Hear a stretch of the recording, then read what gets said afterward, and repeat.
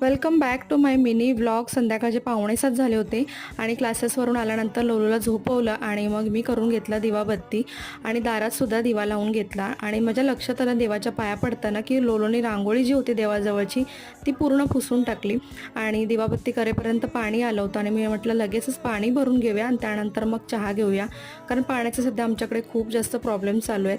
चहा प्यायला थोडंसं उशीर झाला होता, पण म्हटलं चला सवय झाली आहे आणि नाही प्यायला तर कसं तरीच वाटतं, त्यामुळे थोडासा चहा घेतला आणि मग केली स्वयंपाकाला सुरुवात. तर दुपारची मटकीची भाजी शिल्लक होती त्यामुळे पालक डाळ करायला घेतली आणि नाचणीच्या भाकरी आमच्याकडे ना सगळ्यांना प्रचंड आवडतात, त्यामुळे संध्याकाळी मोस्टली मी भाकरीच बनवते. आणि ते भाकरीसुद्धा बनवून झाली होती आणि त्याचबरोबर पालक डाळसुद्धा बनवून झाली होती. आणि त्यानंतर म्हटलं चला मशीनमधला जे कपड्यांचा लोड मी दुपारी लावला होता तर तो सुकत घालून घेते. आणि सध्या पाण्याचा इश्यू असल्यामुळे ना या सगळ्या गोष्टी होतात, कधीही मशीनचा लोड लावला जातो.